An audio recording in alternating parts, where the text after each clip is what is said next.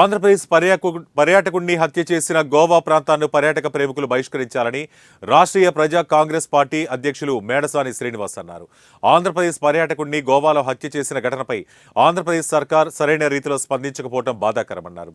గోవాకు cinema shootings పర్యాటకులతోనే ఆ రాష్ట్రం అత్యధిక సంపాదన అని మరిచి పర్యాటకులపై దాడులు హత్యలు చేయటాన్ని చూస్తుంటే పర్యాటకులు గోవా అంటే భయపడుతున్నారని అన్నారు.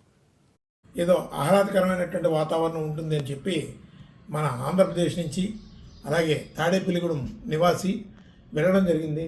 అక్కడ ఏదో చిన్న చిన్న కారణాలకి మనిషిని హత్య చేసేటటువంటి సాంప్రదాయాలు గోవా ప్రభుత్వానికి మంచిది కాదు. ఎందుకంటే గోవా సర్కార్ దీని మీద కనీసం సరైనటువంటి రీతిలో స్పందించలేదు.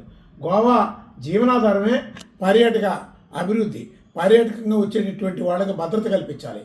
అలాంటి ఆ రాష్ట్రంలో ఇంత ఘోరమైనటువంటి క్రైమ్ జరిగితే కనీసం గోవా ప్రభుత్వానికి చీమ కుట్టినట్టు కూడా లేదు, నిమ్మక నీరెత్తినట్లు వ్యవహరిస్తుంది.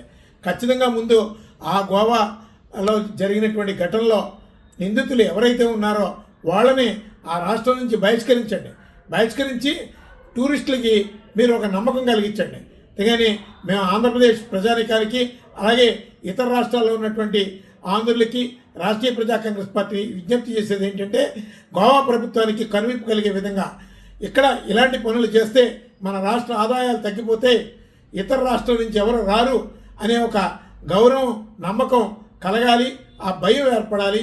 అంటే ఖచ్చితంగా ఆంధ్రప్రదేశ్ నుంచి అలాగే ఇతర రాష్ట్రాల్లో ఉన్నటువంటి ఆంధ్రుల్ని గోవా వెళుతున్నటువంటి వాళ్ళందరూ కూడా ఖచ్చితంగా ఆ రాష్ట్రానికి అల్టిమేటం ప్రకటించండి.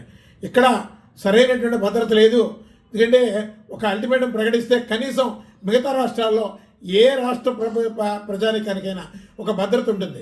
ఇప్పుడు టూరిస్టులు అంటే ఖచ్చితంగా ఆ ప్రాంతానికి ఎంతో ఆదాయ వనరులు కల్పించేటటువంటి పరిస్థితులు ఉంటాయి. మరి అలాంటిది ఈరోజు ఆంధ్రప్రదేశ్ ప్రభుత్వం కూడా దాని మీద సరైనటువంటి రీతిలో స్పందించడంలో పూర్తిగా విఫలమైంది.